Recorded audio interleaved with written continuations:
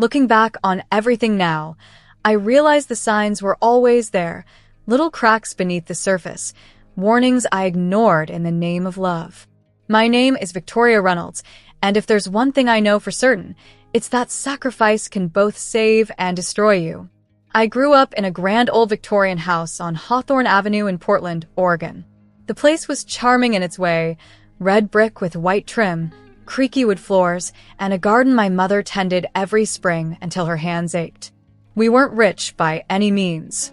My father, Thomas, taught history at a local high school. My mother, Anna, was a seamstress with a quiet dignity. Our home was filled with the scent of bread baking and the sound of laughter. At least, until everything changed.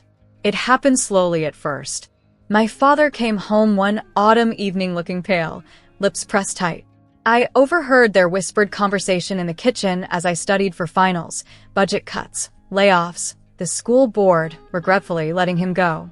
My mother tried to stay positive, but worry crept into her eyes. The debts piled up faster than anyone expected. First, it was the credit card bills, swollen from groceries and repairs to our aging house. Then my mother got sick. What we thought was a persistent cough turned out to be something much worse, emphysema. The medical bills began to swallow us whole. By the time I graduated from college, our family was barely holding on. Vanessa, my younger sister, was always the pretty one, the one who dreamed big but rarely put in the work. She fluttered from job to job, convinced that something better would always fall into her lap. I loved her, of course I did, but she never saw the world the way I did. I felt responsible for everything, for my parents, for our home, for Vanessa's happiness. And when things got truly desperate, I was the only one willing to act. It was Lucas Miller who gave me the courage to leave. We met in freshman year, both wide-eyed and ambitious, and fell in love in the way only college students can, recklessly, passionately, certain we were meant to be. Lucas was handsome, with clever blue eyes and a disarming grin. He was studying finance and always said he wanted to build a future with me, one brick at a time. We got engaged the summer after graduation, on the steps of my family's house, under the roses my mother had planted. I said yes with tears in my eyes, dreaming of a wedding dress, a house full of light, and years of happiness. But life had other plans. I remember the day I decided to leave America for work in Europe. It wasn't a decision I made lightly. My father was ashamed, unable to find work in his field, and my mother's medical needs grew by the week. The bills outpaced his odd jobs, and our savings vanished like water through fingers. Every night I heard my parents arguing behind closed doors, and every morning Vanessa would sigh, complain, and scroll through job ads without ever applying. I knew that unless I did something drastic, we would lose everything. London wasn't my dream, but it was my chance. Through a friend at college, I heard about a temporary job at a small accounting firm near Kensington. I took it without hesitation, then scrambled to find more work, anything that paid in dollars or pounds. Within weeks, I was working 3 jobs: accountant by day, barista at a bustling cafe by afternoon, and cleaning rooms at a hotel by night. My body ached constantly, but I refused to complain. Every paycheck went home to Portland. I wired money twice a month, first to pay off the mortgage, then the credit cards, then my mother's medication. I lived in a tiny apartment above the bakery on Chapel Street. The place was so small that if I stretched out my arms, I could almost touch both walls. My bed was a fold-out cot, and my possessions fit in a single suitcase. I learned to live on tea, toast, and whatever was left over at the cafe. There were days I skipped meals entirely, hoarding every penny so my family could keep the lights on. I missed them desperately, but when I called, they always seemed too busy. My mother's voice grew weaker with every call, and my father sounded tired, defeated. Vanessa, on the other hand, seemed to thrive. She sent me photos of shopping trips, nights out, and dinners at fancy restaurants. "Things are looking up," she'd say, her smile bright and effortless. I tried not to wonder where the money was coming from. The only thing that kept me going was the thought of coming home. I imagined stepping through the front door, sunlight streaming onto the old wood floors, the house filled with laughter again. And above all, I dreamed of my wedding to Lucas. He called every weekend, always asking when I'd be back, telling me how much he missed me. We planned everything over the phone, the venue, the flowers, the guest list.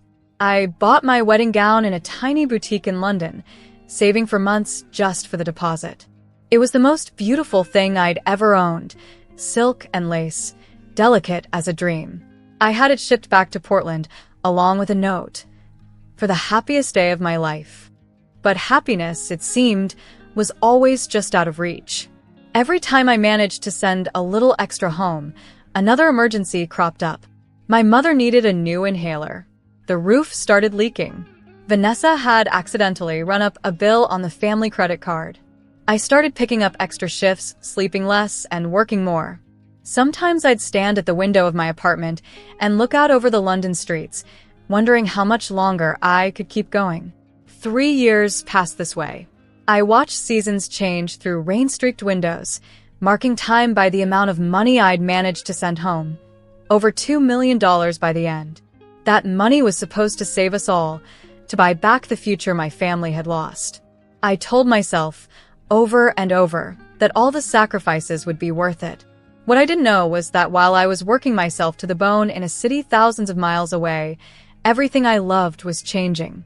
My dreams of family, of marriage, of coming home, those things were slipping away, quietly, just out of sight. And soon, I would return to a home I no longer recognized, and a family I barely knew. The flight from London to Portland felt like the longest journey of my life, but my heart was light.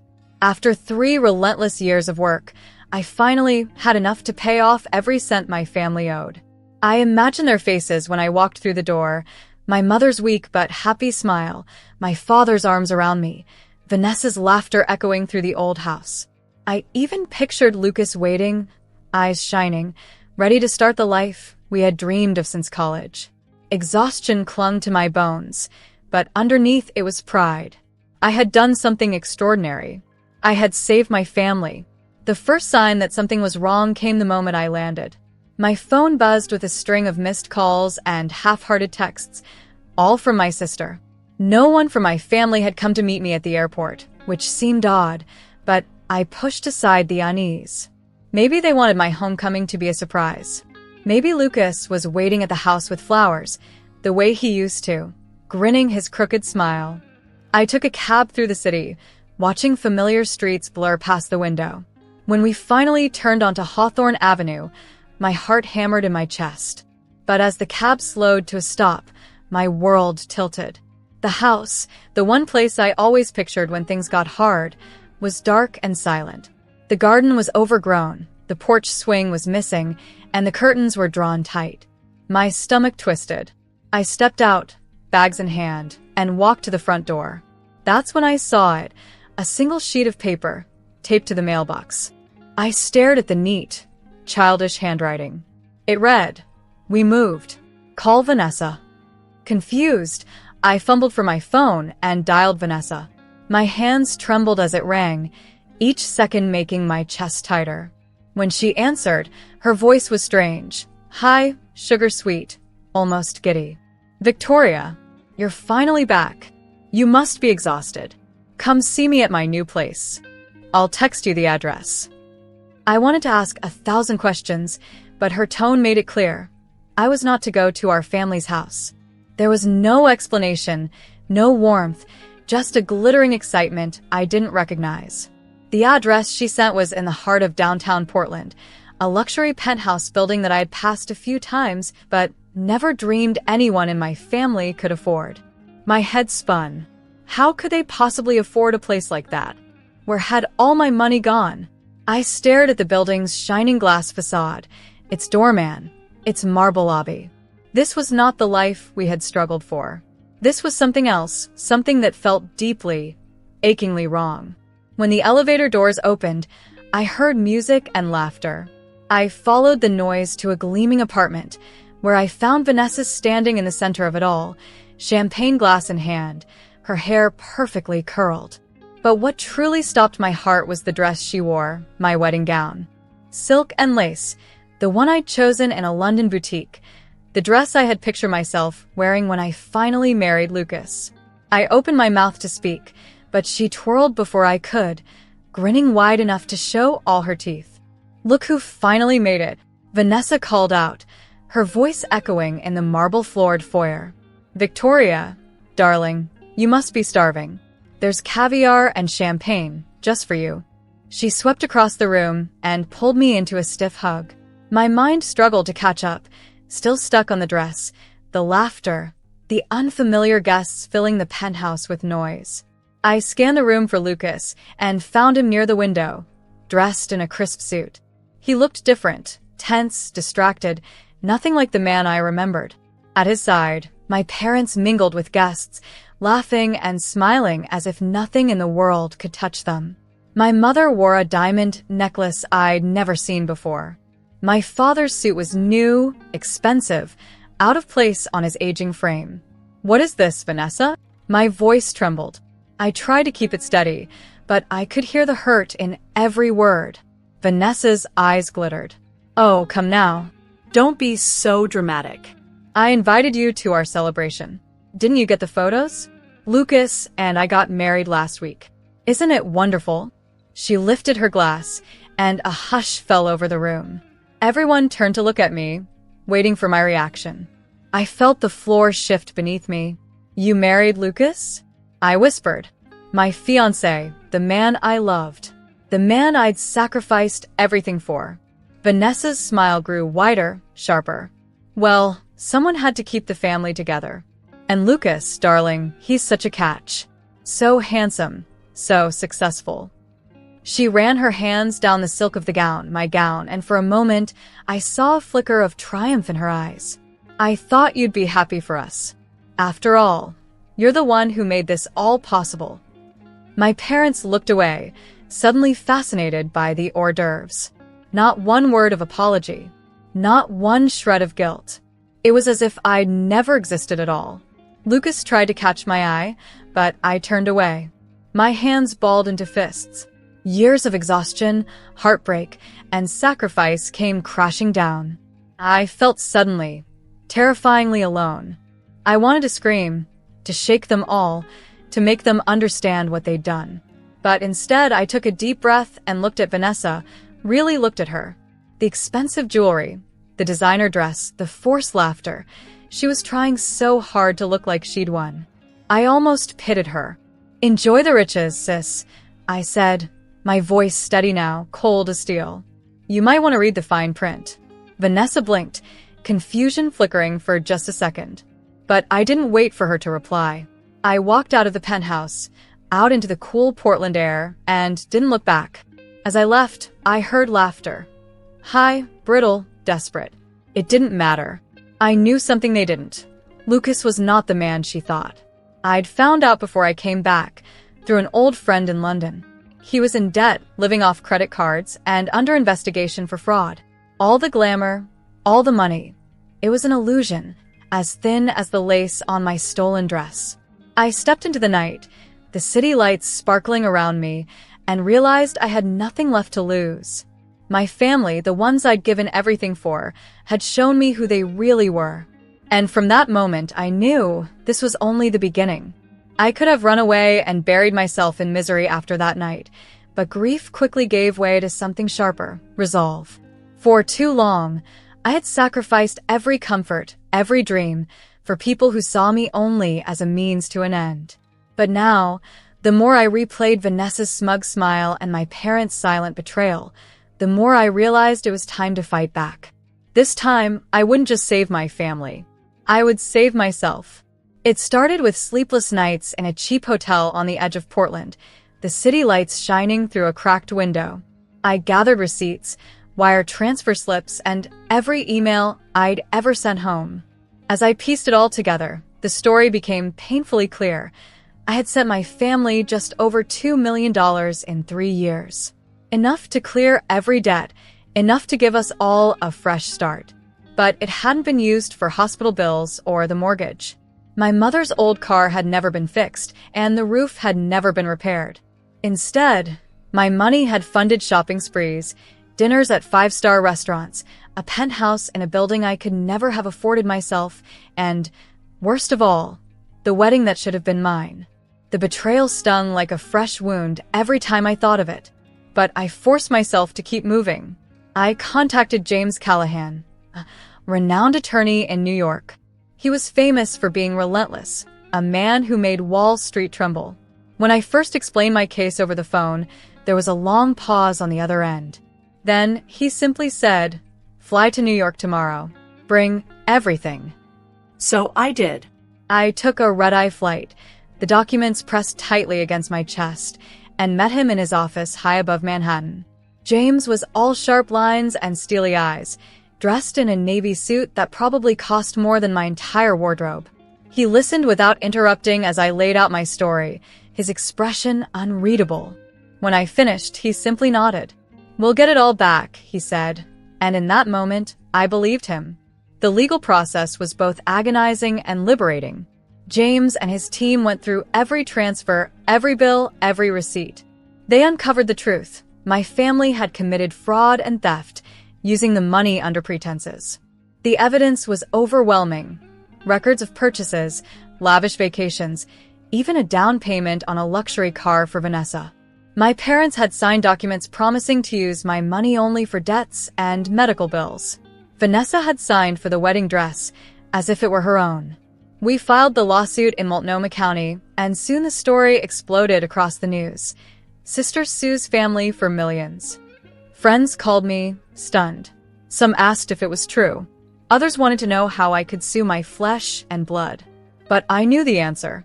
They had never truly been my family, not in the ways that mattered.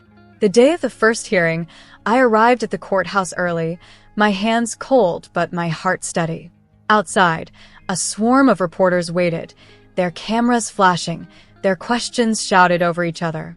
I kept my eyes forward, breathing in the crisp autumn air, reminding myself that this was about justice, not revenge. Inside, I saw Vanessa for the first time since the night of her party. She looked thinner, her hair styled perfectly, but her eyes darted around the room, nervous and wild. My parents sat beside her, both looking older, smaller, as if the years of easy living had finally caught up with them. When they saw me, my mother burst into tears, but I could not find it in myself to comfort her. The trial was brutal and public. James presented evidence with clinical precision, tracing every dollar I had sent home, every lie told. My parents tried to cry on the stand, painting themselves as victims of circumstance, but the facts were too strong. Vanessa turned on the waterworks too, acting the innocent.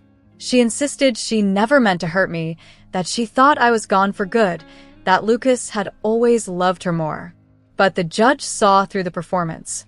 Witness after witness testified, bank clerks, former friends, even Lucas's business partners, all confirming the money trail. The courtroom buzzed with whispers and gasps as the truth unraveled. I sat silent throughout, my hands folded, refusing to shed another tear for people who had bled me dry. When it was my turn to testify, I told the story as simply as I could. I described my 3 jobs in London, the sleepless nights, the sacrifices, the hope I had clung to when everything else felt lost. I spoke of love and duty, of what I had hoped for, and of the moment I realized it had all been for nothing. I told the judge I wasn't asking for pity, only for justice. The verdict came quickly. The judge's voice was calm, almost gentle, as she announced her decision. My family was guilty of fraud, theft, and breach of trust. Every cent I had sent home was to be returned to me, plus damages.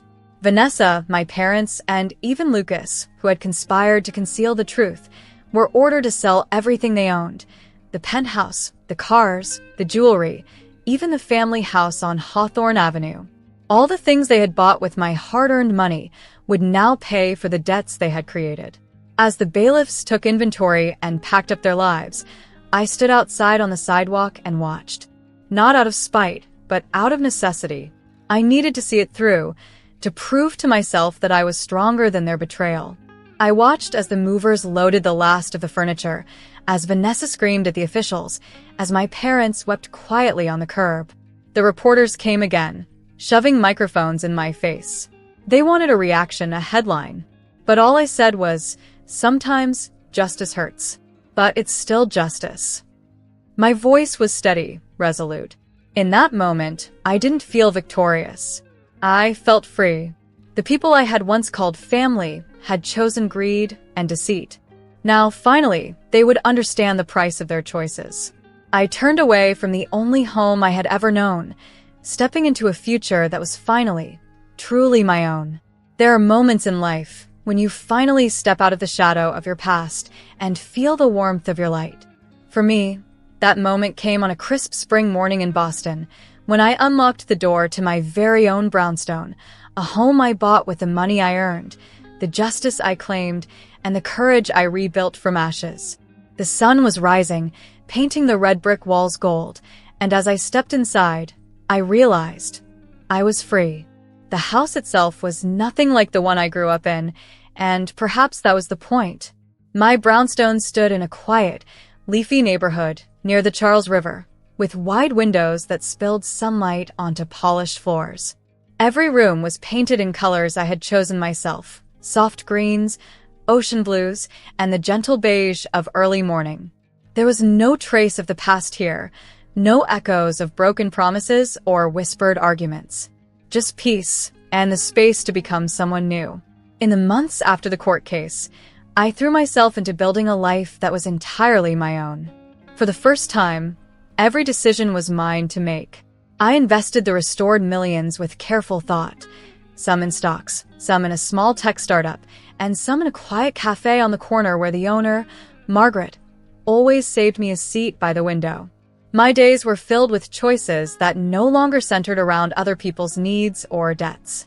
I woke up every morning with a sense of possibility that was dizzying, almost frightening in its openness.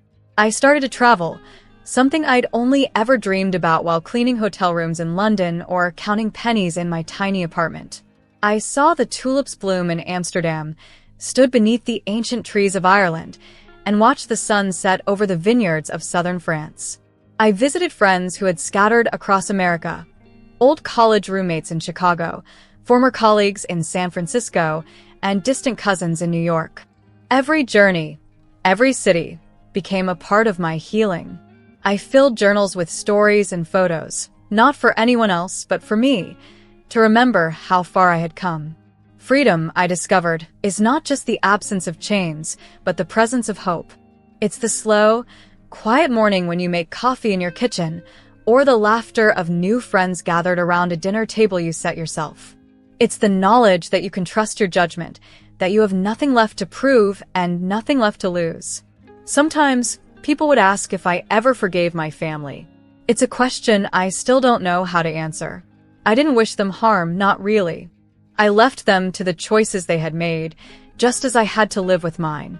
For a time, I heard rumors of Vanessa and my parents. They drifted from city to city, never staying long, always a step ahead of their next debt. For a few months, they tried to keep up appearances in America, borrowing from old friends and distant relatives, but eventually, their luck ran out. The penthouse was gone. The cars were sold. When I heard they'd been spotted sleeping on benches in a park in Paris, I felt a strange mix of sadness and relief. I grieved, not for the people they were, but for the family I once believed I had. Vanessa reached out to me only once, about a year after the verdict. She called from an unfamiliar number, her voice quiet and thin, stripped of all bravado. "Victoria," she said, "please can we talk?"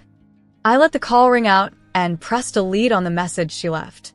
I knew that opening that door would only drag me back into a darkness I had worked too hard to escape. Some things are better left in the past.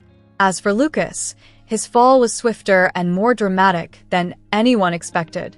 Not long after the divorce, he was arrested for fraud and embezzlement, the very crimes he had once tried to hide behind Vanessa's charm and my family's money. I saw his mugshot on the news, his once handsome face drawn and haunted. Vanessa divorced him as soon as the money ran out, and from what I heard, she never looked back. Their story, built on deception and greed, collapsed under its weight. I didn't celebrate their downfall. Instead, I focused on the simple joys of my new life. I adopted a scruffy golden retriever from a shelter and named him Oliver. Together, we explored every inch of Boston, walking along the river, playing fetch in the parks, finding hidden corners of the city that felt like my own secret world. I made friends, real friends, who knew nothing of my past and liked me just as I was. There were days I worked late at the cafe, hands dusted with flour and sugar, listening to the quiet hum of conversation and the music of contentment. Every so often, I would pass by families on the street, mothers and daughters laughing, couples holding hands, and wonder what it would feel like to belong to something so simple and unbroken. But I no longer felt the old ache, that desperate longing to be loved by people who could not love me back. Instead, I built my own family out of kindness, trust, and a fierce, hard-won independence. This story, in the end, was never about revenge. It was about reclaiming my voice, my dignity, and my future. I learned, painfully but completely, that love without respect is empty, and that sometimes the bravest thing you can do is let go. My freedom wasn't just about walking away from those who betrayed me, but about walking toward a life where I could finally choose joy. Now, when I walk through the front door of my brownstone, sunlight streaming on the polished floors, Oliver's tail thumping against the wall, I pause for a moment. I breathe in the quiet, the peace, and the knowledge that every single thing I have, I earned. No one can take that from me. I survived, I rebuilt, and I am finally wonderfully free.